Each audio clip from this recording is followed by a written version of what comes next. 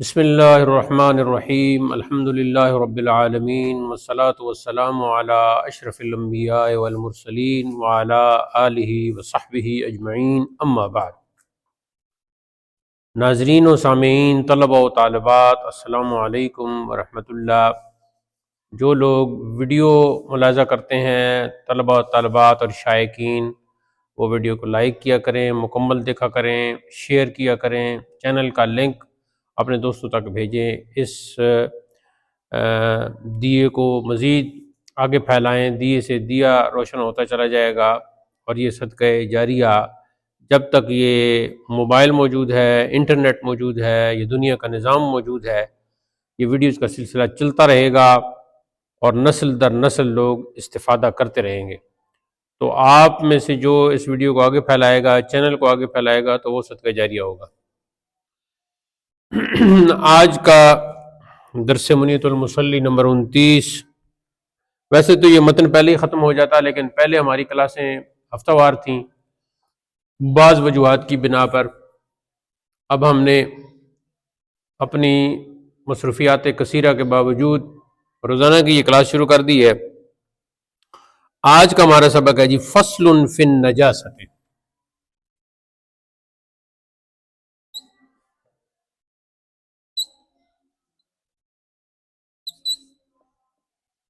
اپنی لکھائی بھی آپ بہترین کرنے کی کوشش کریں، مارکر سے لکھیں گے تو پھر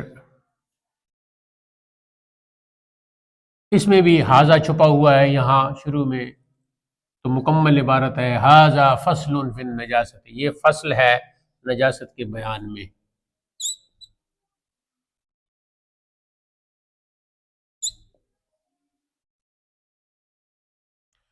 اب بنیادی طور پر نجاست کی دو قسمیں ہیں۔ نجاست کی اقسام،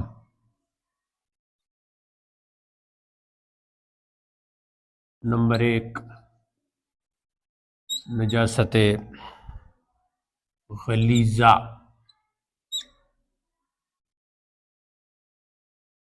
نمبر 2 نجاست خفیفہ۔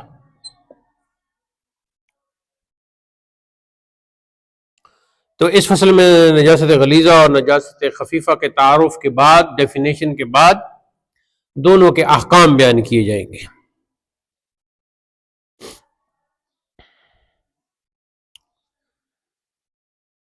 بسم اللہ الرحمن الرحیم۔ فصل فی النجاست، یہ فصل ہے نجاست کے بارے میں۔ النجاست علی ضربین، نجاست کی دو قسمیں ہیں۔ ضربن کا یہاں معنی، ایک ضربن کا معنی ہے مارنا، ضرب یضرب ضربن، آپ نے پڑھا ہوا ہے۔ تو یہاں ضربن کا معنی ہے قسم، کائنڈ۔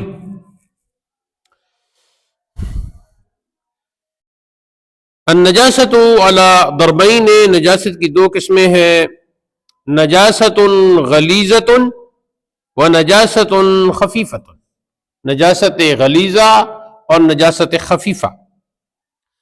اب جو نجاست غلیظہ ہے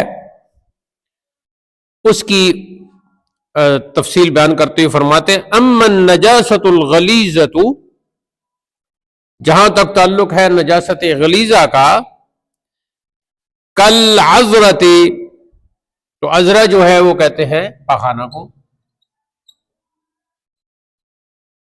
عذرۃ پاخانہ، والبول، اور بول کہتے ہیں پیشاب کو، بولن پیشاب۔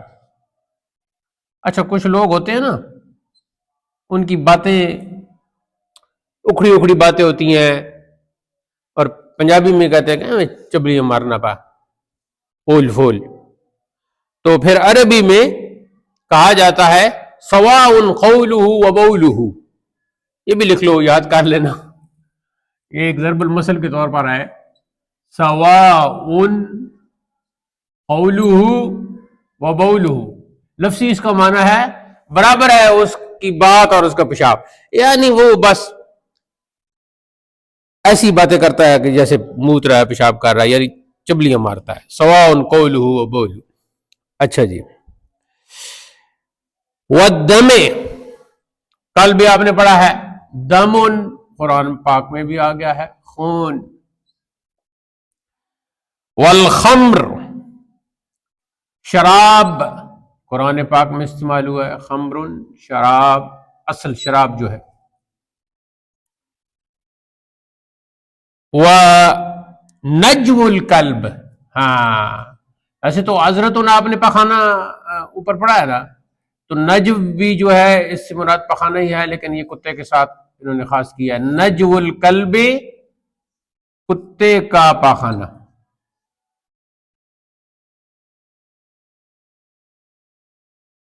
اب ہمارا کتا جو ہے اس کا جو چھوٹا سا گھر بنا ہوا ہے اس کے چھت کے اوپر وہ جا کے تو پخانہ کرتا ہے، عجیب و غریب ہی اس کی حرکتیں. ولحم الخنزیر، خنزیر کا گوشت قرآن پاک میں آ گیا ہے لحم الخنزیر. خنزیر بھی کہتے ہیں اور یہ سور بھی کہتے ہیں، اور پنجابی میں بھیڑا کہتے ہیں سور کا گوشت، اور اس کے لیے ایک اور لفظ ٹکر بھی کہتے ہیں اس کو.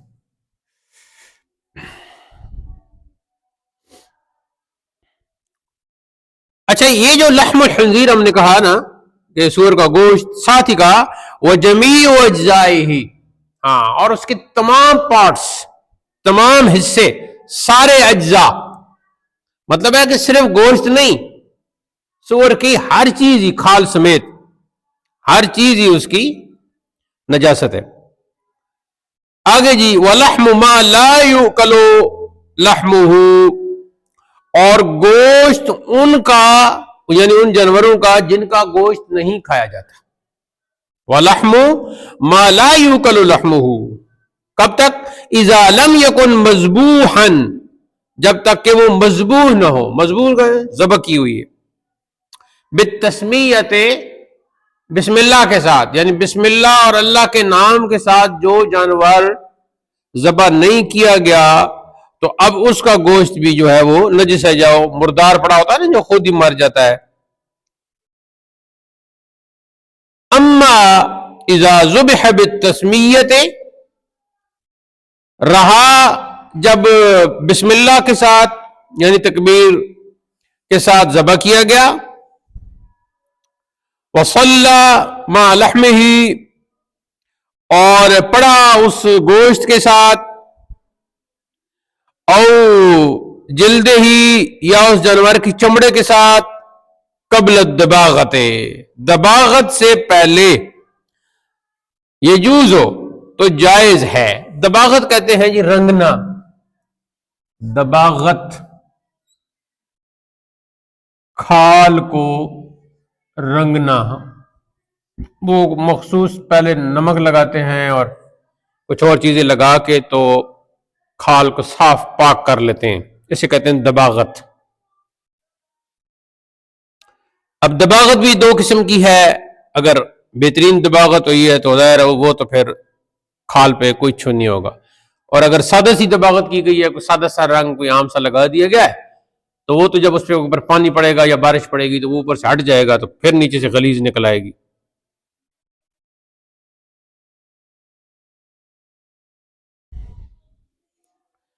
الا جلد الخنزیر، سوائے سور کے چمڑے کے، فإنه اذا ذبح بالتسمیۃ لا یطہر، اگر وہ تسمیہ یعنی بسم اللہ پڑھ کر بھی ذبح کیا جائے تب بھی پاک نہ ہوگا. وہ کہتے ہیں کہ کوئی بھی جانور ہے تو وہ بسم اللہ پڑھ کے ذبح کرو تو وہ پاک ہے اس کا گوشت؟ نہیں، خنزیر پہ بے شک بسم اللہ پڑھو. اور بے شک یہ جو آج کل کے بڑے بڑے جعلی پیر اور جعلی مولوی علماء سو جو ہیں وہ یہ سارے اکٹھے مل کے انہیں بسم اللہ پڑھیں، وہ پاک نہیں ہوگا. ٹھیک ہے، یہ جتنے پکھنڈی ہیں، بڑے بڑے پگڑیاں باندھنے والے، لمبی لمبی داڑیاں رکھنے والے، پاؤ پاؤ تیل لگانے والے، یہ سارے. وَلَوْ دُبِغَ جِلْدُهُ فَفِي ظَاهِرِ الرِّوَایَةِ عَنْ أَصْحَابِنَا لَا يَطْهُرُ وَعَلَيْهِ عَامَّةُ الْمَشَائِخِ، اور اگر خنزیر کی کھال کو دباغت دی جائے تو بھی ظاہر روایت میں ہمارے اصحاب یعنی ہمارے جو حنفیہ ہیں، احناف اس کی جمع ہوگی جو ہمارے احناف ائمہ ہیں، ان سے یہی روایت ہے کہ وہ پاک نہ ہوگی. وعلیہ عامۃ المشائخ، اور عام مشائخ بھی اسی مذہب پر ہیں، وہ بھی یہی کہتے ہیں کہ بے شک اس کو، آج کل تو نئی نئی مشینیں ہیں، نئے نئے کیمیکل ہیں نا، تو نئے نئے کیمیکل لگا کر خنزیر سے پتہ نہیں کیا کیا چیزیں وہ بناتے ہیں، لیکن نہیں جائز ہوگی.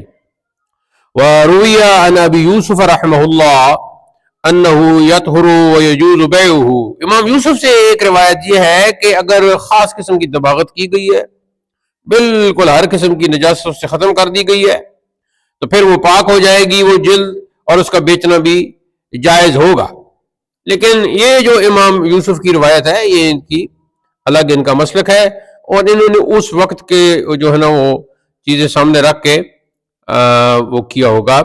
اور یہ بھی ممکن ہے کہ وہ صرف نجس کی بات کر رہے ہوں، کہ نجس کھال جو ہے وہ اگر اچھے طریقے سے اس کی دباغت کی جائے تو نجس کھال مردہ جانور کی بھی ہو سکتی ہے، اور اس طرح اس میں گنجائش موجود ہے.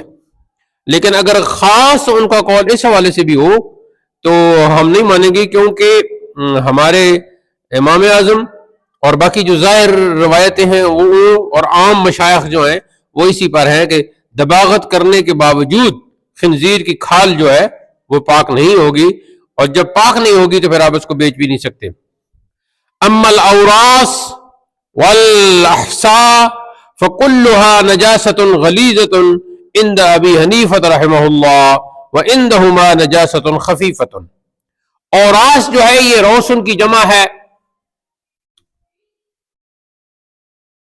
اوراسن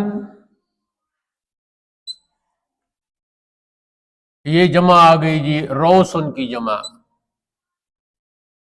روسن کی جمع یہ کہتے ہیں جی لید کو کہتے ہیں،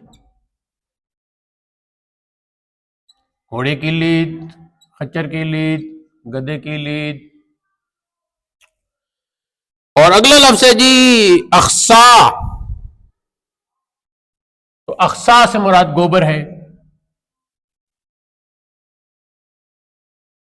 گوبر بھینس کا ہو گائے کا ہو. ادھر کیا لکھا ہوا ہے آپ کی کتاب کے متن کے نیچے؟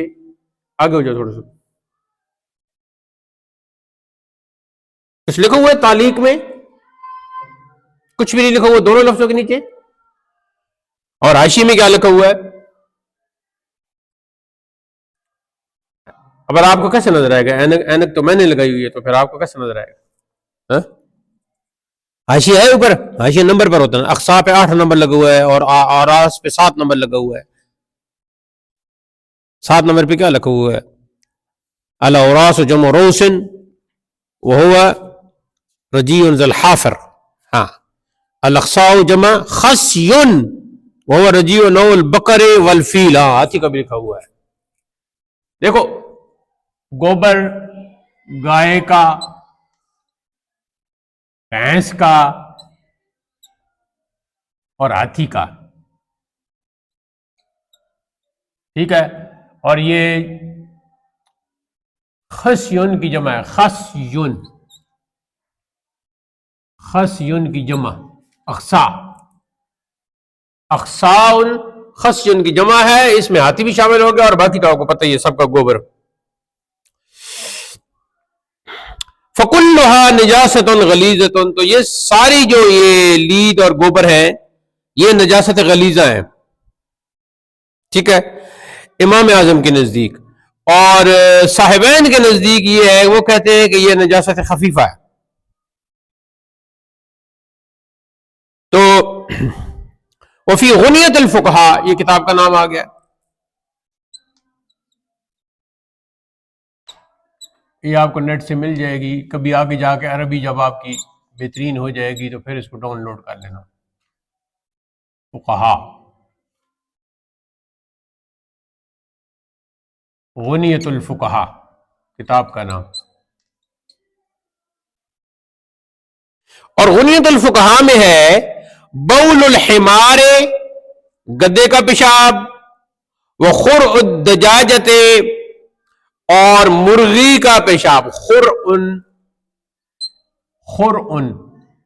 حمزہ کے ساتھ، مرغی کا پیشاب اور بیٹ ہاں ٹے کے ساتھ میں لکھتے ہیں، اور بیٹ بھی لکھتے ہیں، تو ٹے کے ساتھ زیادہ چلتا ہے بیٹ. والبط، ہاں دجاجتن، آپ نے ادھر طریقہ جدیدہ میں پڑھ لیا ہوگا. میں طریقہ جدیدہ کی بات کرتا ہوں تو ایسا لگتا ہے جیسے آپ نے وہ کتاب دیکھی ہی نہیں. بطن، بطخ.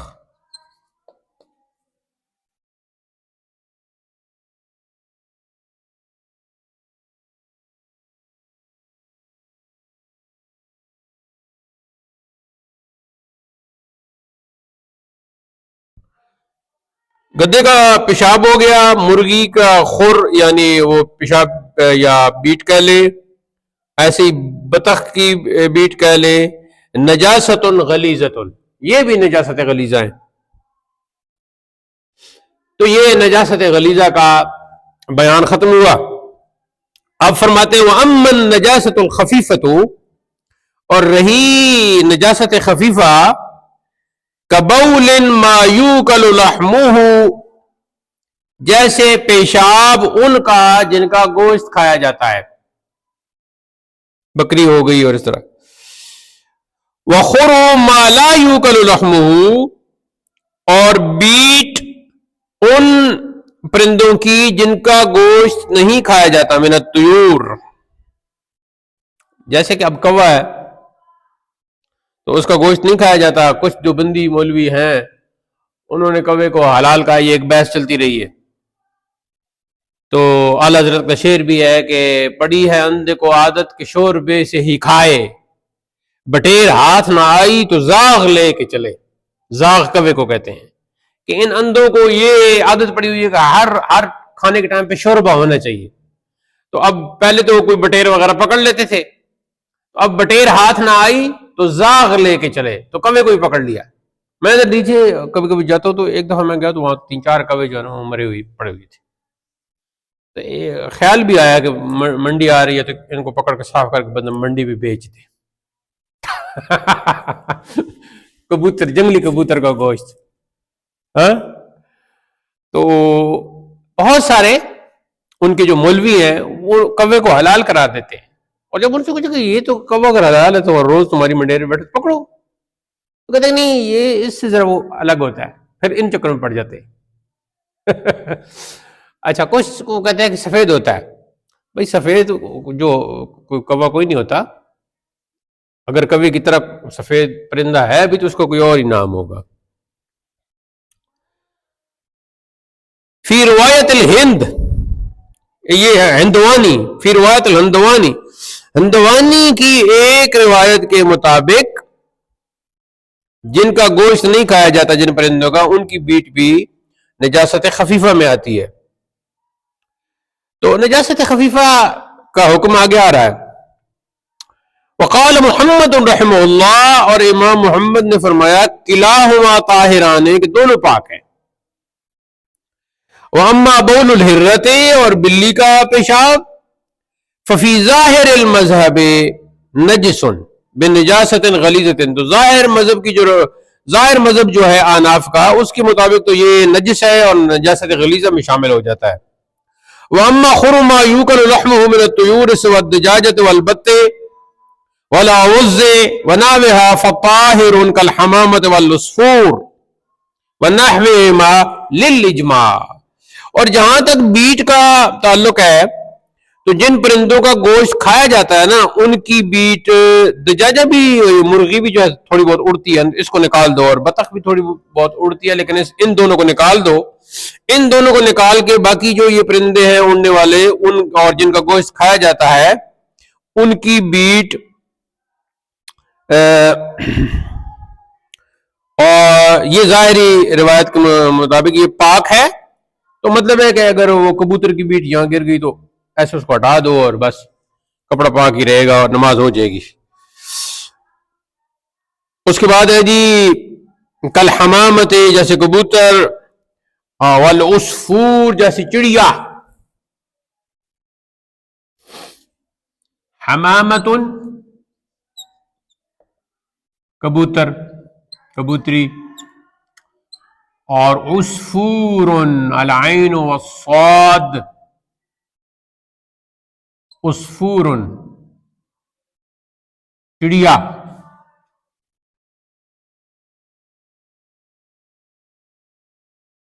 صحابہ جب آپ صلی اللہ علیہ وسلم کی گفتگو سماعت کر رہے ہوتے تھے بیٹھ کے، تو ان کے سروں پر اور ان کی شانوں پر چڑیا آ کے بیٹھ جاتے تھے۔ اتنی سی بھی حرکت کرو تو چڑیا تو اڑ جاتی ہے نا، تو اندازہ لگاؤ کہ صحابہ کیسے بیٹھتے تھے حضور کی بارگاہ میں۔ اور اسی طرح کے کچھ اور مطلب ہے کہ چڑیا کے قریب قریب، جیسے فاختہ ہے، جسے ہم گھگی کہتے ہیں، گیلڑا کہتے ہیں پنجابی میں، تو اس طرح کے جو ہیں یہ جو طوطا ہو گیا، تو اس طرح کے طوطے کا تو خیر گوشت نہیں کھایا جاتا، تو ان کی بیٹ جو ہے وہ پاک ہے، بیٹ اس کی بھی پاک ہے اگرچہ اس کا گوشت نہیں کھایا جاتا۔ اور ہرتن ہو گئی جی بلی،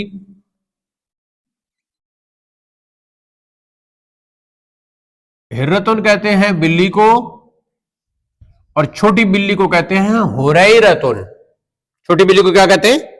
ہریرتن، یہ بھی لکھ لو، بلی کا بچہ جو ہے اسے کہتے ہیں ہریرتن۔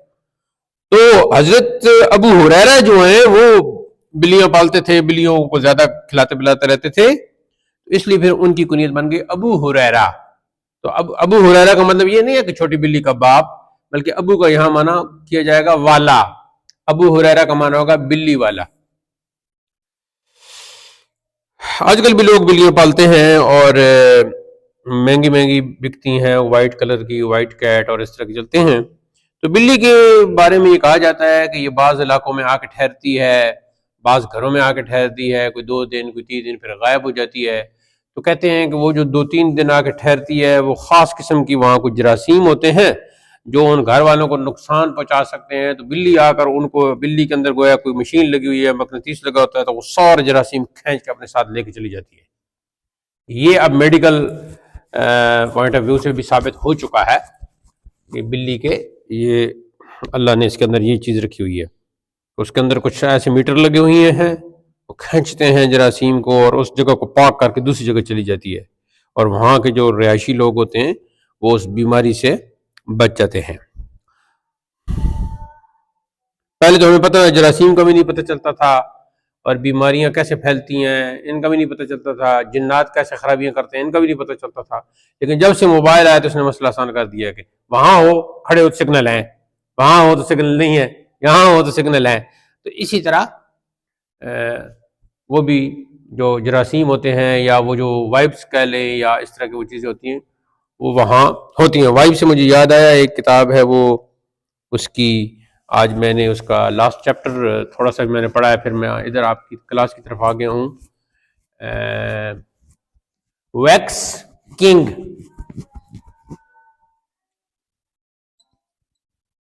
ویکس کنگ، حسین الدین، آپ 9th کلاس میں؟ ویکس کا کیا مان؟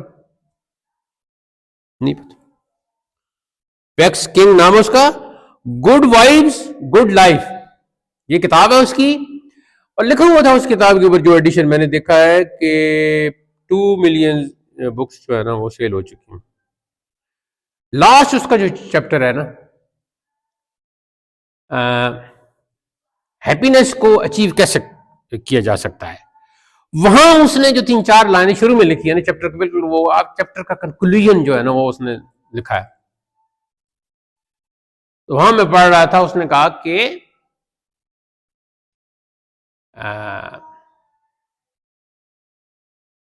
آپ کی جو ہیپینس ہے نا اس کا تعلق دوسروں سے نہیں ہے، ایک پوائنٹ یہ تھا، اور آخر میں وہ یہ کہہ رہا تھا کہ وہ سب کچھ وہ آپ کے ساتھ ہے، آپ کے اپنے ساتھ ہے۔ تو مجھے آگے جا کے، آپ ابھی تو آپ کے ایگزام ہو رہے ہیں نا، آگے جا کے آپ یہ کتاب پڑھ لینا، گڈ وائبس گڈ لائف۔ ویسے اگر آپ سعدی کو، رومی کو، اور غزالی کو، اور ان بڑے بڑے معین وائز کاشفی اور جامی اور رومی اور سعدی اور غزالی ہو گیا، رازی ہو گیا، ان کو اگر آپ پڑھیں گے تو پھر ان انگریزوں کو پڑھنے کی ضرورت نہیں. یہ ویکس جو نا، ویکس کہتے ہیں پریشان کو نا، ویکس کنگ، پریشان بادشاہ.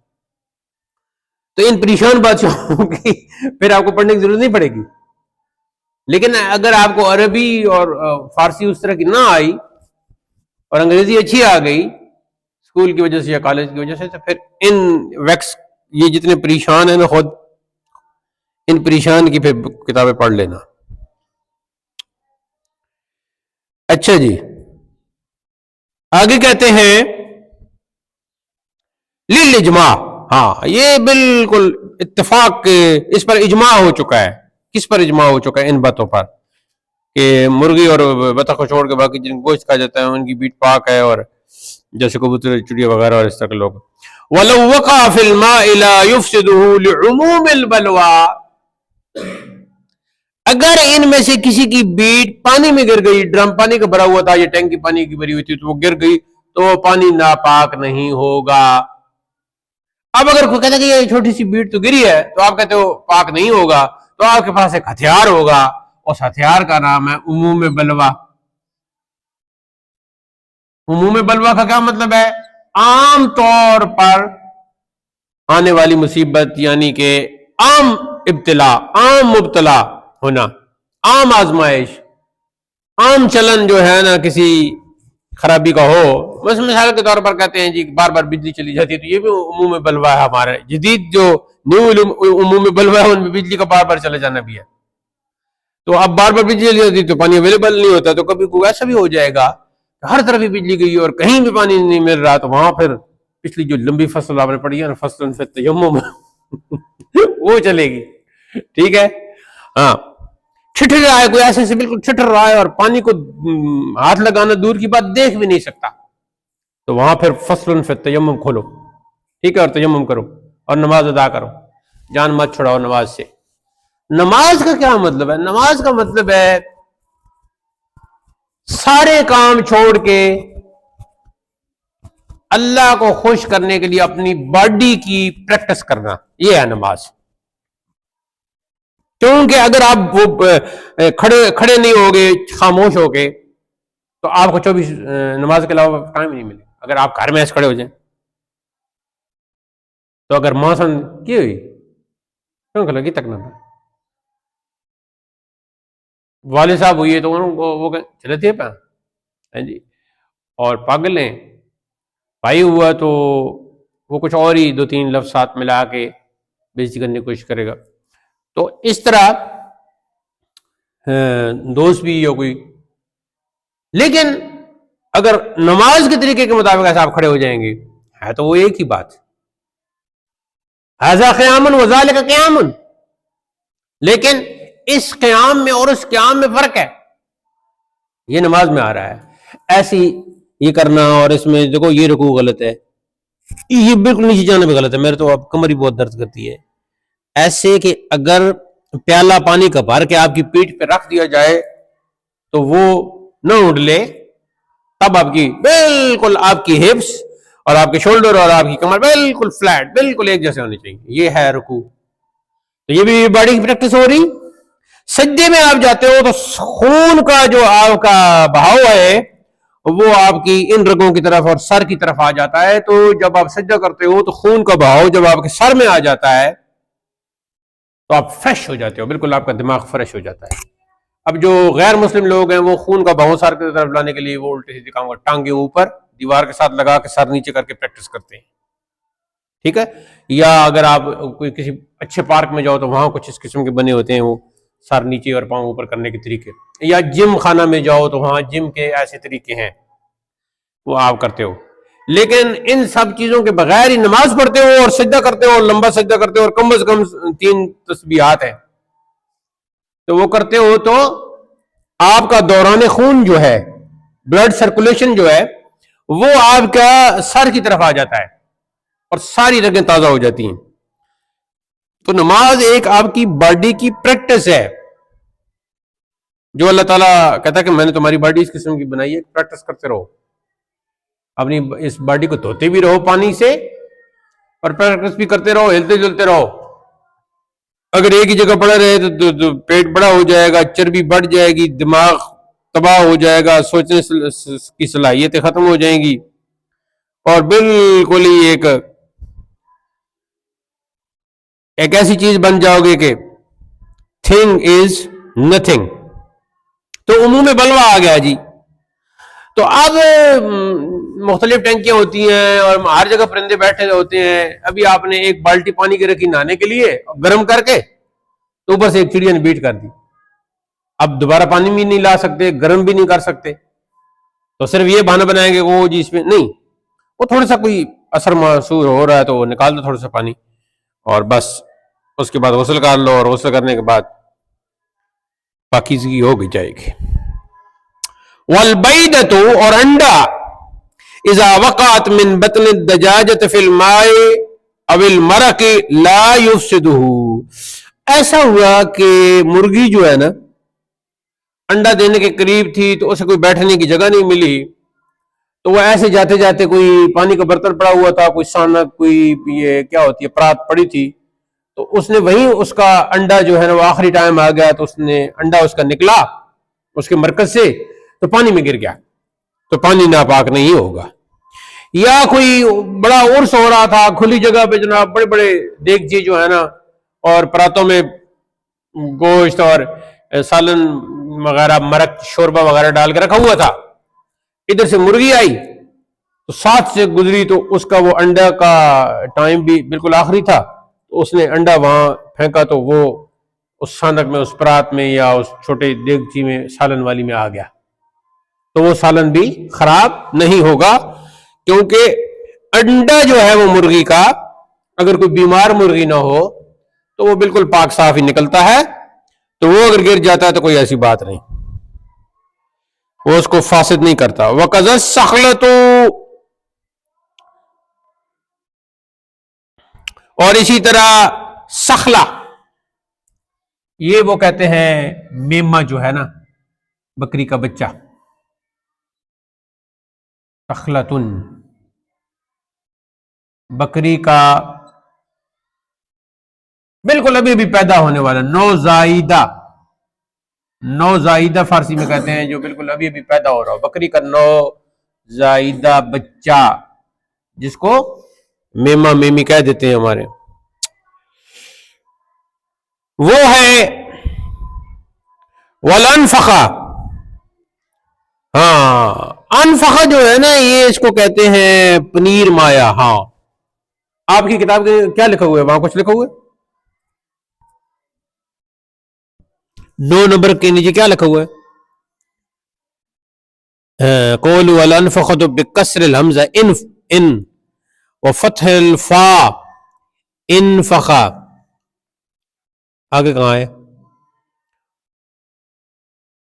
وقد تكسر وهي ما يكون في معدة الردي من أجزاء اللبن طاهرة عند أبي حنيفة لا تفسد الماء ولا غيره سواء كانت جامدة أو مانعة، وعندما المانعة نجسة والجامدة متنجسة فلا خلاف في طهارتها لهما أن المحلة نجس بالموت ويتنجس ما فيه إلا نجاسة الجامدة بالمجاورة وغسلها ممكن يستتر بالغسل، ولو أن الموت ليس نجسا لذاته ولا نجسه الدماء والرطوبات فهي بمازل عنها ولا يتنجس بنجاسة الوعاء لأنها في معدنها، والخلاف في لبن الميت على حال.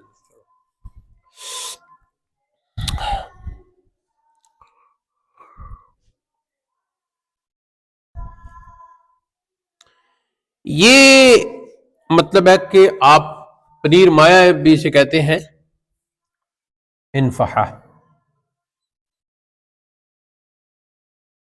ان فختو تن، پنیر مایا، یہ ایک قسم کی آپ سمجھ لیں چربی. مزید میں کو دیکھوں گا پنجابی میں اس کے لیے کیا لفظ استعمال ہوتا ہے. یہ کہاں سے نکلے، کب نکلے؟ اذا خرجت من شاۃ میتۃ، جب مری ہوئی بکری سے، مردار بکری سے نکلے تو یہ بھی اگر تھوڑا بہت پانی میں گر جائے تو پانی خراب فاسد نہیں ہوگا. وَأَمَّا الْمَاءُ الْمُسْتَعْمَلُ، اور مستعمل پانی، ہاں اب مستعمل پانی کی بات ہو رہی ہے جی. مستعمل پانی کون سا ہے؟ مستعمل پانی وہ ہے کہ مثلا آپ نے ہاتھ دھوئے، اب ادھر لوٹا ہے، ایک بندے نے لوٹا پکڑا ہوا ہے، وہ آپ کے ہاتھوں پر ڈالتا ہے اور آپ ہاتھ ایسے کر کے دھوتے ہیں تو نیچے ایک پرات پڑی ہوئی ہے، اس کے اندر وہ پانی گر رہا ہے، تو یہ پانی کون سا ہے؟ مستعمل. ہاں مستعمل کا مطلب ہے اس میں مفعول کا صیغہ استعمال شدہ. الماء المستعمل، مستعمل، ہاں مستعمل استعمال شدہ پانی جو اعضائے وضو پر لگے. ہاں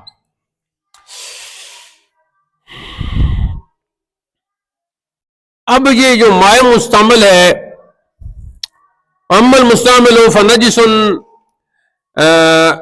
نجاست غلیظۃ عند ابی حنیفہ رحمہ اللہ، اور آب مستعمل ناپاک ہے، نجاست غلیظہ ہے امام اعظم کے نزدیک.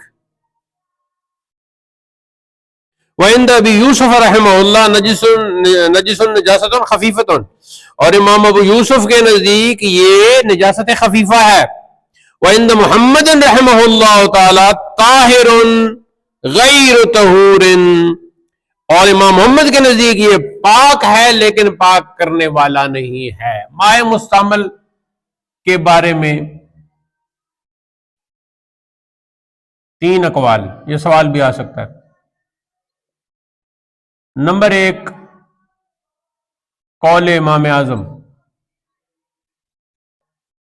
نمبر 2 قول امام ابو یوسف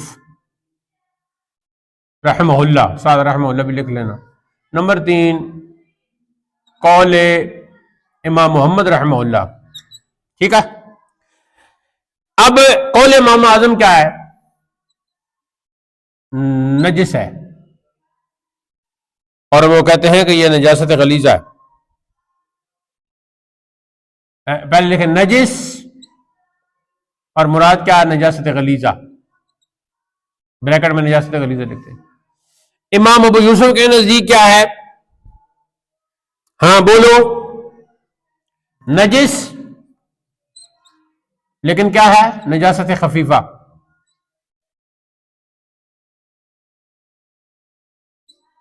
اور امام محمد کے نزدیک کیا ہے؟ پاک لیکن پاک کرنے والا نہیں.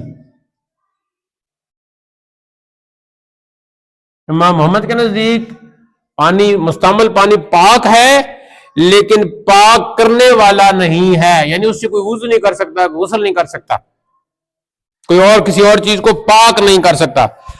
اب یہاں ایک سوال پیدا ہوتا ہے کہ کون سا قول چلا؟ قول امام اعظم پر عمل ہوتا ہے، قول امام ابو یوسف پر عمل ہوتا ہے، یا قول امام محمد پر عمل ہوتا ہے؟ تو آگے فرمایا وَبِهِ، اور اسی کے ساتھ اخذ اکثر المشائخ، اسی کو لیا ہے اکثر مشائخ نے. کس قول کو؟ امام محمد کے قول کو. اب یہاں سوال پیدا ہوتا تھا کہ فتویٰ کس قول پر ہے؟ حنفیوں کے نزدیک. تو فرمایا وعلیہ الفتویٰ، اسی پر فتویٰ ہے. تو نوٹ،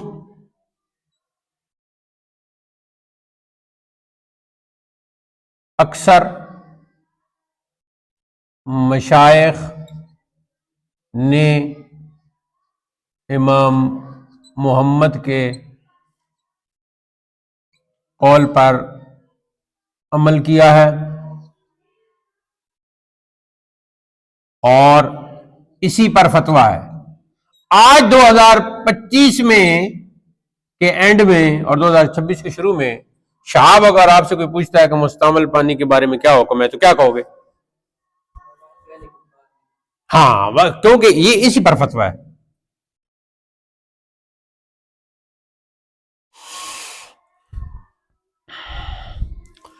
اب یہاں ایک سوال پیدا ہوتا تھا کہ ٹھیک ہے جی 3 قول تو ہمیں مائع مستعمل کے پتہ چل گیا، لیکن ذرا مائع مستعمل کی ڈیفینیشن بھی کر دیجیے، ذرا تھوڑی سی تفصیل بھی بیان کر دیجیے، کیونکہ ہم ہیں شفتالو.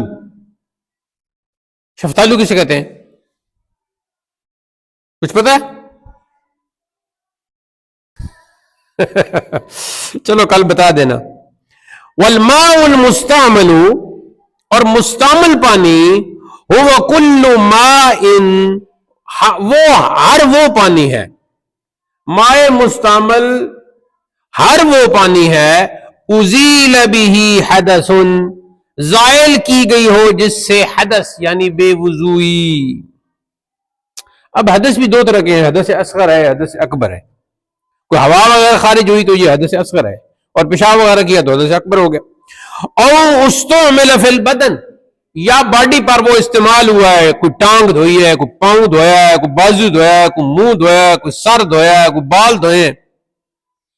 الا، یا استعمل فی البدن علی وجہ القربہ، ہاں قربت کے طور پر استعمال ہوا ہے. یہاں وجہ القربہ کا مراد ہوگا، قربت سے یہاں مراد ہوگا جی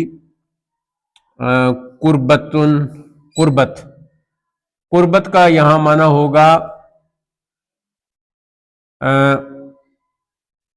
عبادت، اور بریکٹ میں نوافل لکھ لیں، نوافل، یا ویسے پاکی، یا ویسے پاکی حاصل کرنے کے لیے.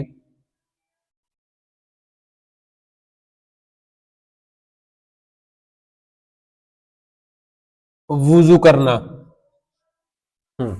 عبادت نوافل ادا کرنے کے لیے یا ویسے پاکی حاصل کرنے کے لیے وضو کرنا، یہ ہے قربت. تو وجہ القربت، قربت کے طور پر. لا علی وجہ تبرد الاعضاء، نہ کہ اعضاء ٹھنڈے کرنے کی غرض سے. مثال کے طور پر ایک بندے کو کوئی گرمیاں ہیں، بخار ہو رہا ہے، تو حکیم نے، طبیب نے، ڈاکٹر نے کہا کہ اس کے سر پر پانی ڈالو، ماتھے پر پانی ڈالو. تو اب اس کے ماتھے کو ٹھنڈا کرنے کے لیے، یا پاؤں جل رہے ہیں تو اس نے کہا پاؤں پہ پانی ڈالو، تو پاؤں کو ٹھنڈا کرنے کے لیے پانی ڈالا. تو یہ جو پانی ڈالا جا رہا ہے یہ قربت کے لیے ڈالا جا رہا ہے یا ٹھنڈ حاصل کرنے کے لیے ڈالا جا رہا ہے؟ ٹھنڈ حاصل کرنے کے لیے جا رہا ہے. ہاں، تو یہ پانی جو ٹھنڈ حاصل کرنے کے لیے پانی ڈالا جا رہا ہے وہ نہیں مراد، جو قربت کے لیے، جو وضو کے لیے، جو وہ مراد ہے.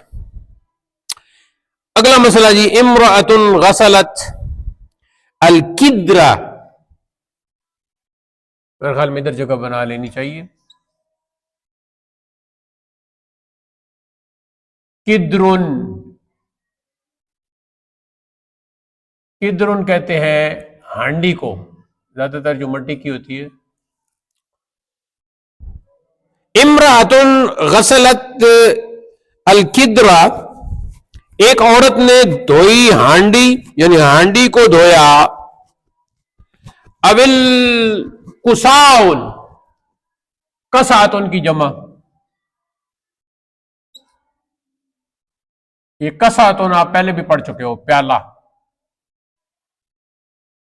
کساتن کی جمع پیالہ، تو کساؤن پیالے ہو گئے. یا پیالوں کو دھویا. او یدیہا، یا اپنے ہاتھوں کو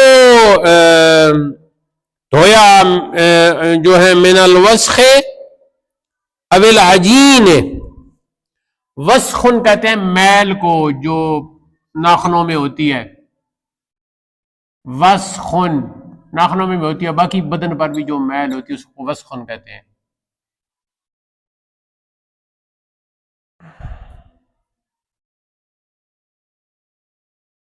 اب میل ہو تو اس کو اتارنا چاہیے، یہ نہیں کہ کہو ہوتی ہوگی. عجین، عجین تار آٹا، یا خشک آٹا، تار آٹا، یعنی کہ وہ پانی والا جو آٹا گونتی ہے نا، تو وہ پھر.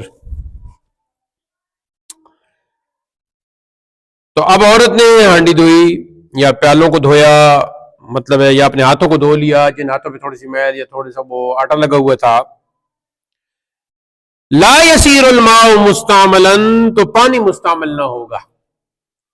ایک عورت آئی، اس کے ہاتھوں کے ساتھ کوئی کام کرنے کو تھوڑی سی میل، تھوڑا سا آٹا لگا ہوا تھا، تو ادھر ٹپ پڑا ہوا تھا، تھوڑا سا ایسے پانی ڈال اپنے ہاتھ دھو لیے، وہ جو ٹپ پہ پانی بہا ہے وہ مستعمل نہیں ہوگا.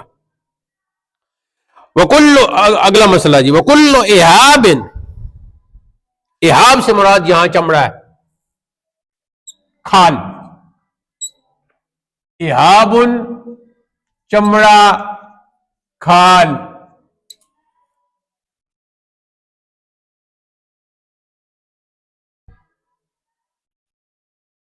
ہمارا کلاس فیل ہوتا اور کبھی کبھی ہم بڑی کھال مانگنے کے لیے جاتے تھے تو وہ اس طرح گفتگو شروع کرتا تھا کہ ہم آپ کے پاس آئے ہیں اور نہ ہم گوشت کھائیں گے اور نہ کلیجہ ہم آپ سے لیں گے اور نہ فلاں چیز لیں گے اور نہ ٹانگوں کا گوشت، ہمیں بس صرف کھال چاہیے.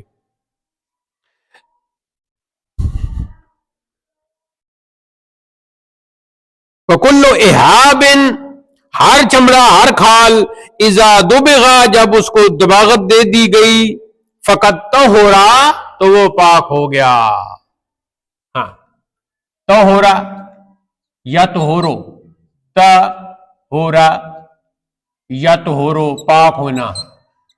یہ دیکھو فعولا یا فعولوں کے وزن پر، فعولا یا فعولوں کے وزن پر بہت تھوڑے سیگے ہوتے ہیں، تو یہ ان میں سے ہے.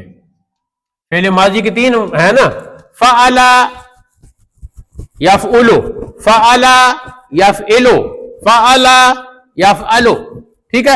اور پھر 6 صورتیں مضارع کے ساتھ ملا کے بن جاتی ہیں. انہیں کہتے ہیں ابواب ثلاثی مجرد 6 باب. یہ جو ہے ان میں سے پہلے 3 جو ہیں وہ ام الابواب ہیں، جڑ ہیں. ان پہ اگر آپ کو دسترس حاصل ہو جائے تو علم الصرف آپ کے لیے آسان ہو جاتا ہے. اچھا، اب کیا ہوگا؟ جازت الصلاۃ، تو پھر نماز جائز ہے.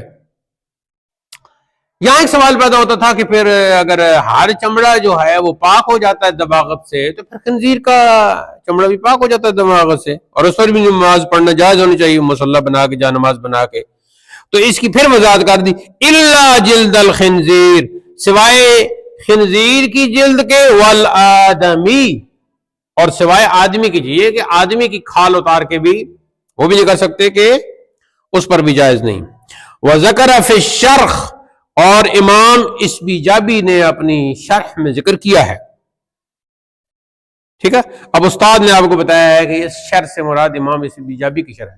جو خود کو اگر پڑھ رہا ہوگا تو وہ کیا کہے گا کہ یہ وہ شرح جو میں نے خود لکھی ہے.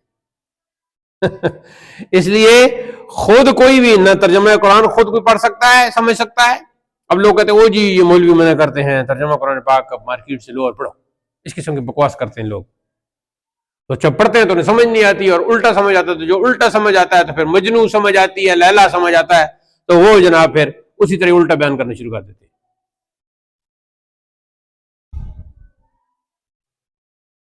کل حیوان اذا ذبح بالتسمیۃ طہر جلدہ ولحمہ وشحمہ وجمیع اجزائہ، ہر وہ جانور جب وہ بسم اللہ پڑھ کے ذبح کیا جائے تو پاک ہو جاتا ہے، جلدہ، اس کی کھال، ولحمہ، اس کا گوشت، وشحمہ، اس کی چربی. ٹھیک ہے، آپ اپنی باڈی کو بالکل ٹھیک رکھنا، یہ نہ ہو کہ آپ مرکز لحم اور مرکز شحم نہ بن جاؤ. آپ کے اوپر گوشت اور چربی نہیں ہونی چاہیے. بہت سے مولوی ہوتے ہیں وہ مرکز اللحم و مستر الشحم بن جاتے ہیں. ٹھیک ہے، تو لحم اور شحم سے بچنا ہے،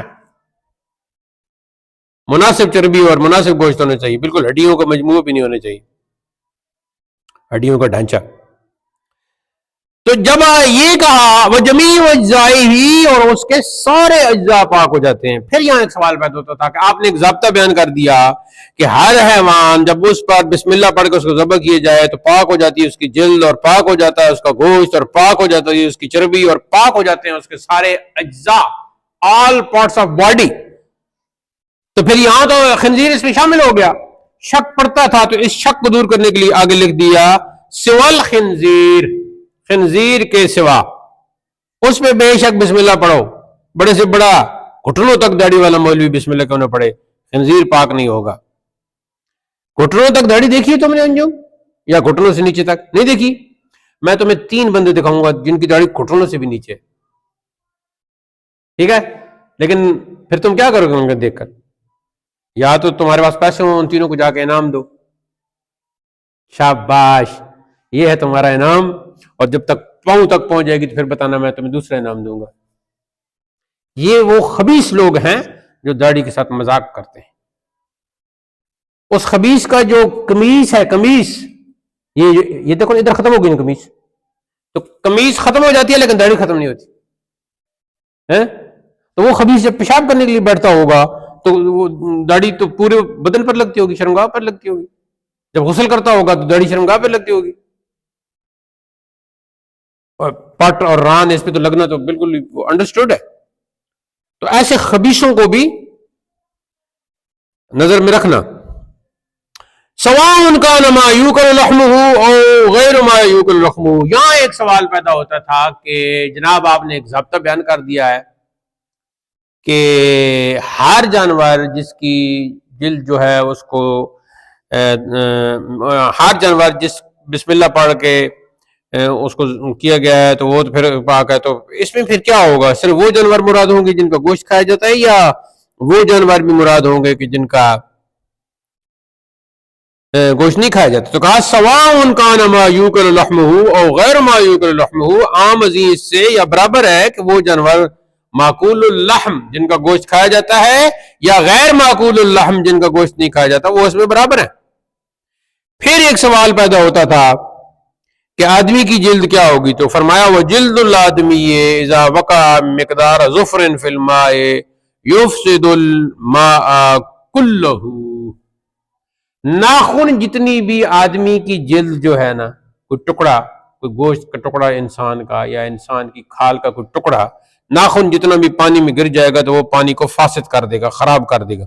فاسد کا مطلب ہے خراب، سارے پانی کو فاسد کر دے گا، سارا پانی فاسد ہو جائے گا۔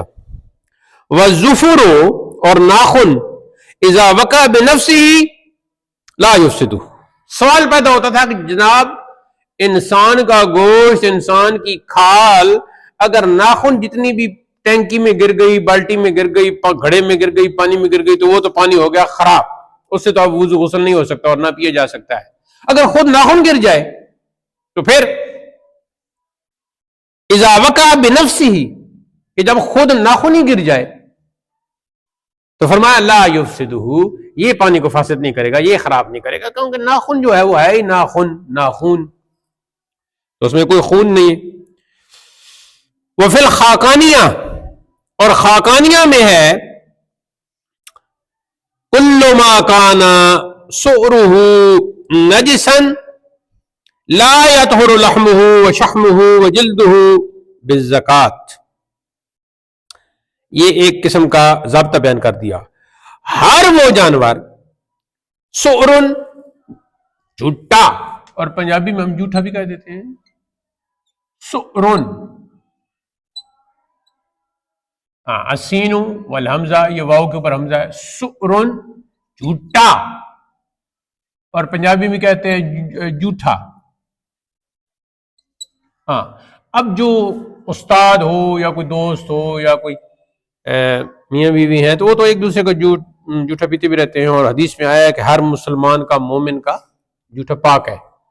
تو کسی نے اگر جگ کو منہ لگا کے پانی یا بوتل کو منہ لگا کے پانی پی لیا تو دوسرا بھی بندہ پی سکتا ہے، کوئی ایسی بات نہیں، کیونکہ مسلمان کا، مومن کا جھوٹا پانی پاک ہے، اسے پی سکتا ہے۔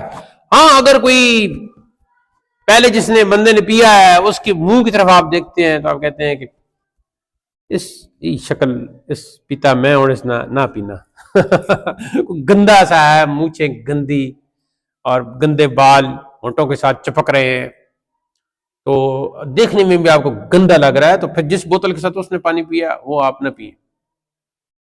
میں تو کہتا ہوں رمضان روزہ افطار کے وقت کرتے وقت بھی ایسے گندے کا جھوٹا نہ پیے، کہیں کسی اور جگہ سے پانی تلاش کریں، آگے پیچھے بھاگے اعلان کریں، ایک اعلان ہے ذرا غور نہ سنو، ماں ترے لگی بھی پانی دیو، ہے تو کوئی تو اللہ کا بندہ دے ہی دے گا. لیکن گندا جو ہے، اور خاص کر یہ جو سگریٹ پیتے ہیں یا کچھ سگریٹ پینے والے نسوار ڈالنے والے، تو ان کے دانت ماشاء اللہ صاف ہوتے ہیں، ایسی بات نہیں ہر ایک کی، لیکن کچھ ہوتے ہیں کہ وہ بہت گندے ہوتے ہیں، تو پتہ نہیں کتنی بیماریاں ہوں گی ان کی. تو پھر وہ اگر کوئی کہے کہ یار حدیث میں بھی ہے اور یہ شرعی مسئلہ بھی ہے کہ ایک مسلمان کا اور ایک مومن کا جھوٹا پانی پاک ہے، تو تم ایسے کیوں کر رہے ہو؟ تم حدیث کو اور علماء کو اور مشائخ کو اور مفتیان کرام کو جھٹلا رہے ہو. تو اس کو پھر آپ نے کہنا کہ نہیں نہیں نہیں نہیں، میں ان کو بالکل مانتا ہوں، جو کچھ انہوں نے بیان فرمایا بالکل سچ ہے، برحق ہے.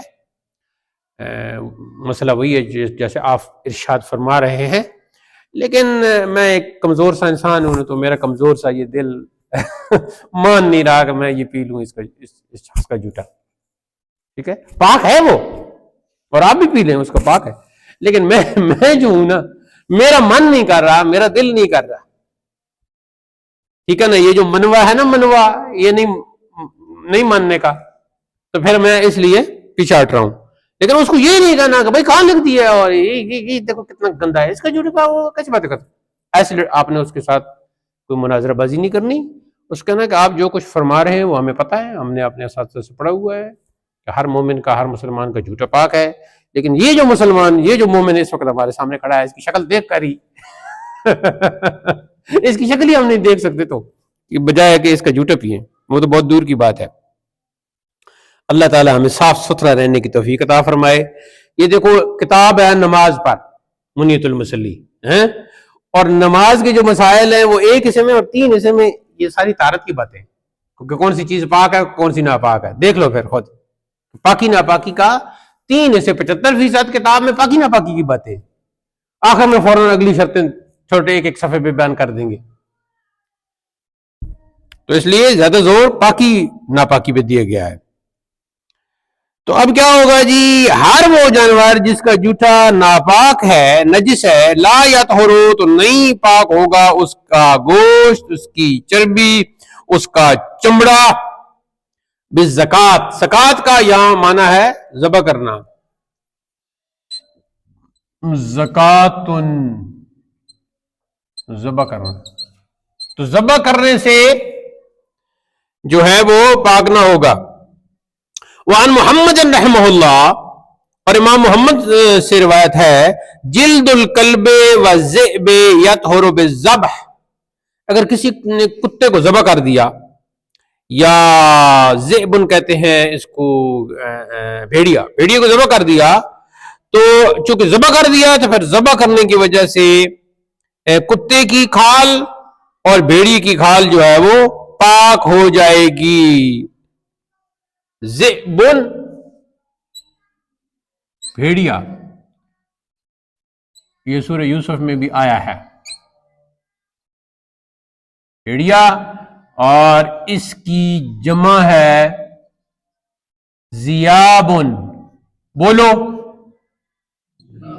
ہاں، ذیابن سے مراد کیا ہے؟ بھیڑیے. تو یہ لفظ اعلیٰ حضرت نے اپنے ایک شعر میں استعمال کیا کہ ذیابن فی ثیابن، لب پہ کلمہ دل میں گستاخی، سلام اسلام ملحد کو کہ تسلیم زبانی ہے. ذیابن فی ثیابن کا مطلب ہے کہ کپڑوں میں بھیڑیے، کہ یہ جو انسان ہے، یہ جو گستاخ رسول ہیں، یہ کپڑوں کے اندر بھیڑیے ہیں.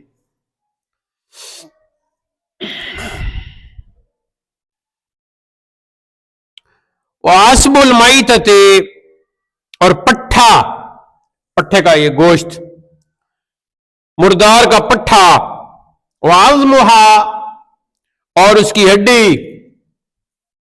عصب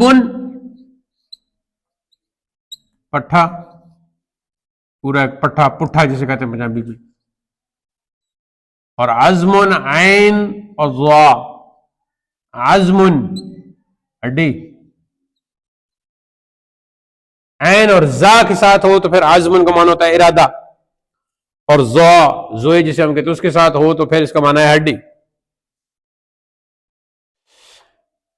ایک ہے عظم ہڈی، اور عظم اس کا معنی ہے ارادہ. زا دونوں میں فرق ہے، صفات میں بھی مخرج میں. وقرنها، اور سینگ، وریشھا اور بال، وصوفھا اور اون، وظفرھا اور ناخن، طاہر پاک ہیں۔ کب؟ اذا لم یکن علیہا دسومۃ یا دسومۃ، کہ جب اس پر چکناہٹ نہ ہو۔ تو یہ کون کون سا لفظ ہے جی؟ قرن، قرن ایک ٹائم پیریڈ کو بھی کہتے ہیں، اور یہاں قرن کا معنی ہے سینگ، گدے کے سینگ ہے قرن، سینگ۔ اور ریشن، دیکھو ریشن کے کئی معنی ہیں، تو یہاں ریشن کا معنی ہے بال، ریشن ذرا صاف لکھ لو، ریشن بال۔ اور ریشن کا معنی بعض اوقات چونچ بھی ہوتا ہے، اور جدید عربی پین کی نب کو بھی ریشن کہہ دیتے ہیں، ریشن بال۔ صوفن، اون، تو اون کے جبے ہوتے تھے نا شروع میں، تو وہ یہ اللہ کے ولی پہنتے تھے، تو اس سے پھر وہ صوفی مشہور ہو گئے، یہ بھی ایک قول ہے۔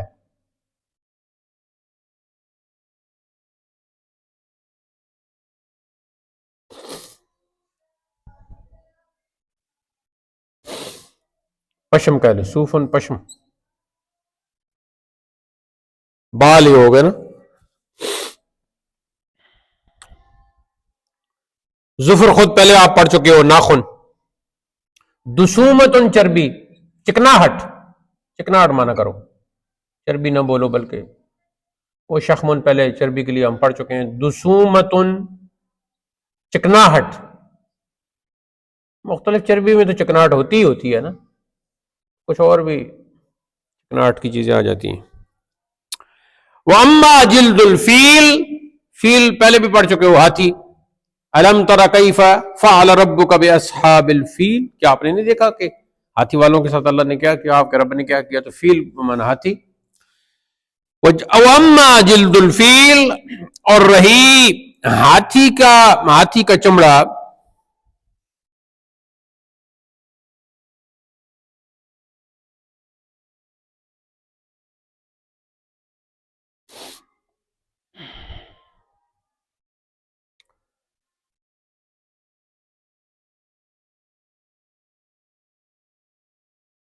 فَيَطْهُرُ بِالدَّبَاغَةِ وَعَزْمُهُ طَاهِرٌ يَجُوزُ بَيْعُهُ إِلَّا عِنْدَ محمد رحمہ اللہ تعالی۔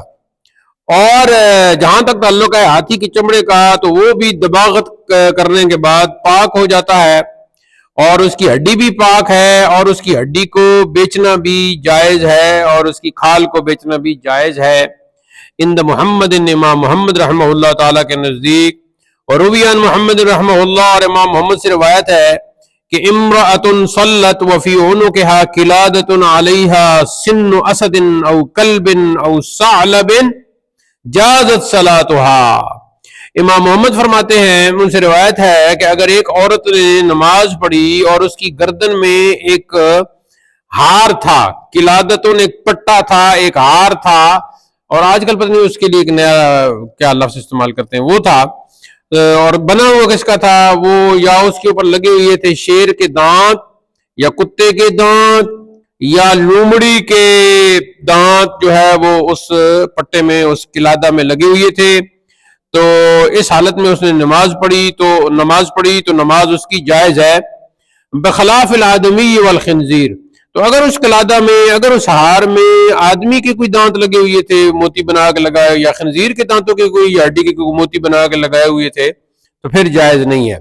وذکر شیخ الامام الاسبانکی فی شرح السنجاب، امام اسبانکی جو ہیں، یہ بہت بڑے امام ہیں، تو انہوں نے اپنی شرح السنجاب میں لکھا ہے کہ اذا خرج من دار الحرب، جب نکلا دار الحرب سے۔ دار الحرب کا کیا معنی ہے؟ یعنی وہ ملک جو کافروں کا ہے، کافروں کی جہاں حکومت ہے۔ تو جب دار الحرب سے نکلا، وعلم، اور اس کو یہ معلوم ہوا، انہ مدبوغ بودک المیتۃ، کہ وہ تو مدبوغ شدہ ہے مردار کی چربی سے۔ ہاں، تو ودک جو ہے وہ مردار کی چربی ہوتی ہے، بہنے والی چربی، ودکن، ٹھیک ہے، اس کی چربی سے تو پھر کیا ہوگا، لا یجوز الصلاۃ بہ، تو پھر اس میں نماز جائز نہیں ہے، ما لم یغسل، جب تک کہ وہ دھوئی نہ جائے، یعنی اس کو دھویا نہ گیا ہو، تو تقریباً 3 بار دھونا پڑتا ہے، تو 3 بار اگر وہ دھویا نہ گیا ہو تو پھر وَإِنْ عَلِمَ أَنَّهُ مَطْبُوعٌ بِشَيْءٍ طَاهِرٍ، اور اگر اس کو معلوم ہوا کہ وہ دباغت کی گئی ہے کسی پاک چیز سے، جازت الصلاۃ بہ، تو پھر اس پر نماز ادا کرنا جائز ہے، وَإِنْ لَمْ يَغْسِلْ، اگرچہ اس کو نہ دھویا گیا ہو، وَإِنْ شَكَّ، اور اگر شک ہو، فَالْأَفْضَلُ أَنْ يَغْسِلَ، تو پھر افضل یہ ہے کہ اس کو دھو لے۔ اب یہاں ایک سوال پیدا ہوتا تھا کہ دباغت، میں نے کہا تھا کہ دباغت جو ہے نا، ایک پکی دباغت ہوتی ہے اور ایک کچی دباغت ہوتی ہے، تو اب کہتے ہیں وَالدَّبَاغَةُ عَلَى ضَرْبَيْنِ، دباغت کی 2 قسمیں ہیں، حقیقیت و حکمیت، ایک کو حقیقیہ کہتے ہیں، دباغت حقیقیہ، اور دوسری کو کہتے ہیں جی دباغت حکمیہ۔ فالحقیقیت یدبغ بشیء طاہر، حقیقی دباغت وہ ہوتی ہے کہ جو پاک چیز سے دباغت کی جائے، کالعفس سے، جیسے مازو پہلے بھی پڑھ چکے ہو، والصبحت، اور زمین شور، ہاں کلری زمین والی، وہ ریت ٹائپ ہوتی ہے نمکین، وہ ڈالتے ہیں، وغیرہما، یا خود نمک آج کل تو ڈالتے ہیں۔ فلو اصابہ الماء بعد الدماغت الحقیقیت فابطل لا یعود نجسا، تو اگر حقیقی دباغت ہو تو جب اس پر پانی ڈالا جائے دباغت کرنے کے بعد، حقیقی دباغت کرنے کے بعد، تو اگر وہ تر ہو جائے تو وہ نجاست نہیں لوٹے گی۔ اما الحکمیت ہو، اور جہاں تک حکمی دباغت کا تعلق ہے، فَيَخْرُجُ عَنْ حُكْمِ الْفَسَادِ، تو وہ نکل جائے گا فساد کے حکم سے۔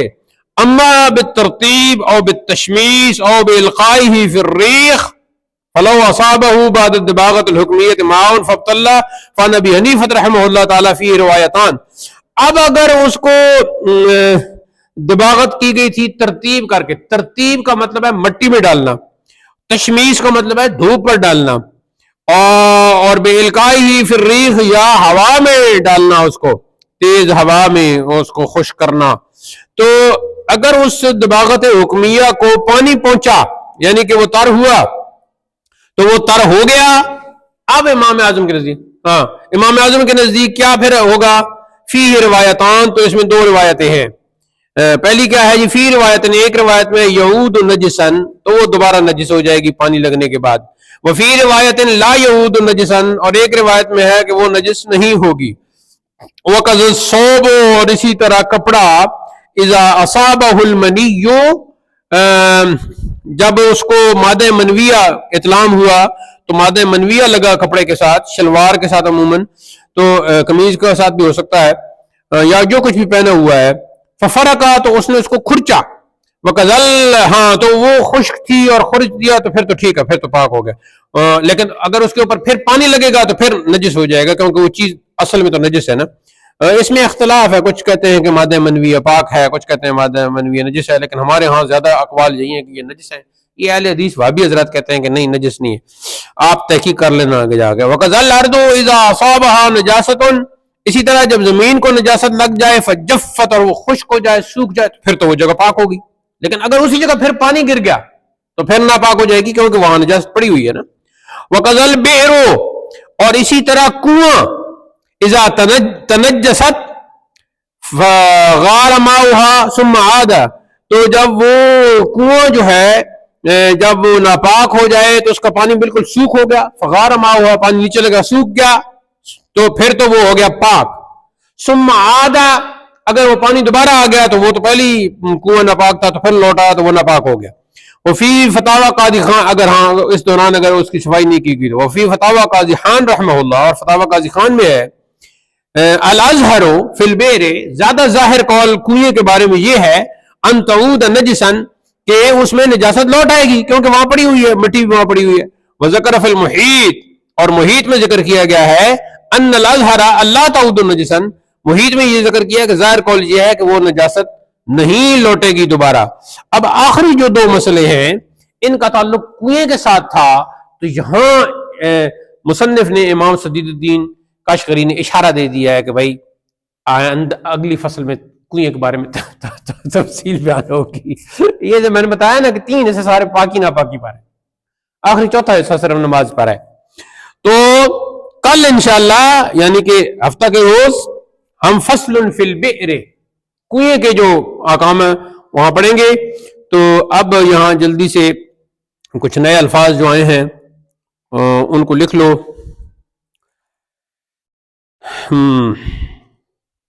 قلادتن، قلادتن، قلادتن بھی کہتے ہیں، قلادتن بھی کہتے ہیں، قلادتن بھی کہتے ہیں. پٹا، ہار، اور آج کل کوئی نئے نام بھی ہے پتہ نہیں کیا ہے. ہاں بریسلیٹ بھی کہہ سکتے ہیں آپ اس کو. اس کے بعد جی ہے ادھر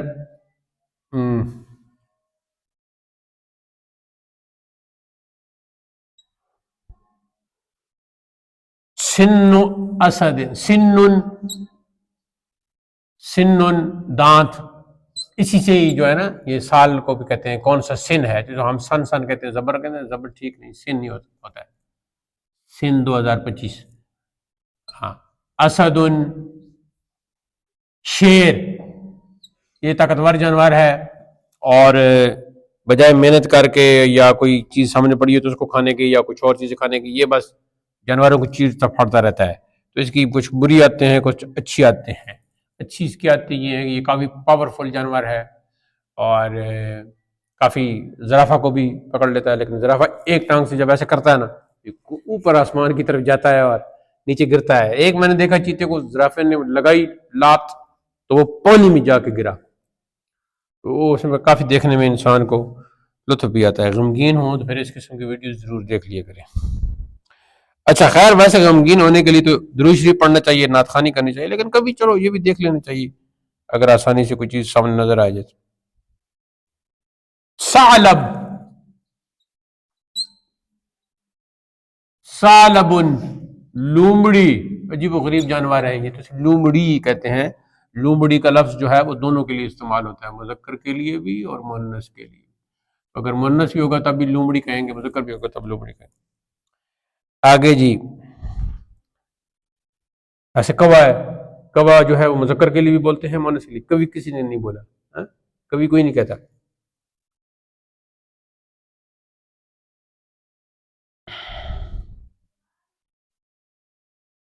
اس کے بعد ہے جی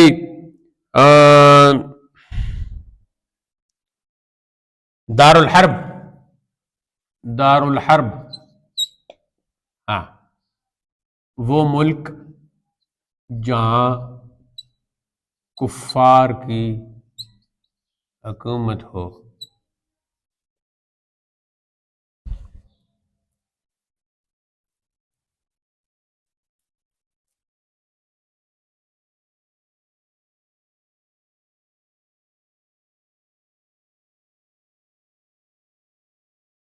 ودق المیتتا، ودق المیتتا،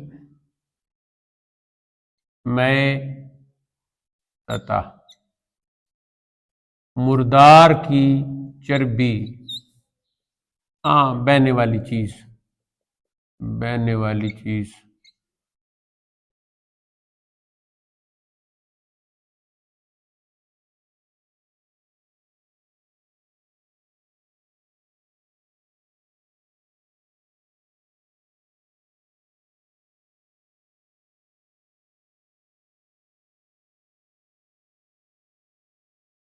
دباغت حقیقیہ، دباغت حقیقیہ، کھال تر ہونے کے بعد دوبارہ ناپاک نہ ہو تو یہ دباغت حقیقیہ ہے.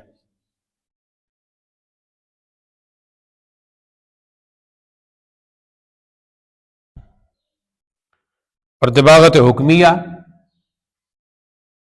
خود ہی لکھ لو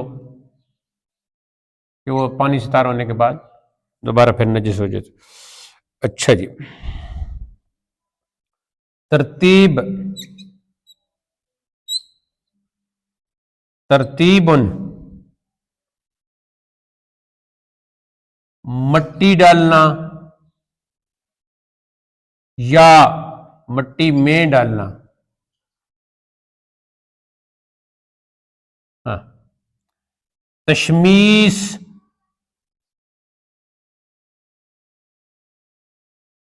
دھوپ لگانا. شمس کا ایک معنی سورج ہوتا ہے اور شمس کا دوسرا معنی دھوپ ہوتا ہے. شمس یشمس تشمیس، رتب یرتب ترتیب.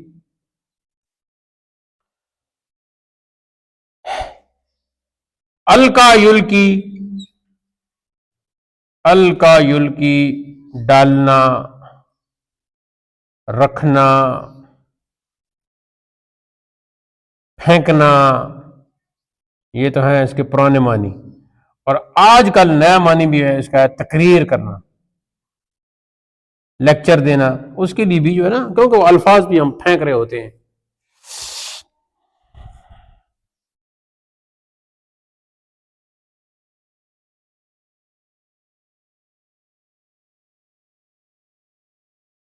فرق یفرق، یہ مادہ منویہ کے حوالے سے یہ بات آئی تھی.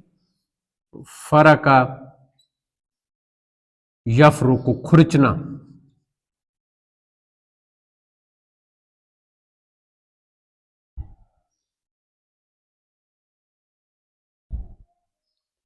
بئر کنواں.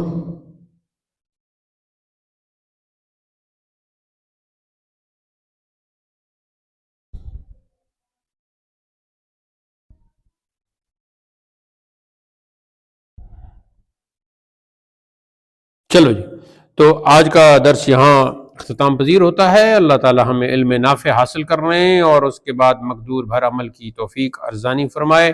وآخر دعوانا الحمد للہ رب العالمین، وصلی اللہ تعالی علی حبیبہ سیدنا و شفیعنا و مأوانا و ملجانا و قدوتنا و مولانا محمد وعلی آلہ و صحبہ اجمعین.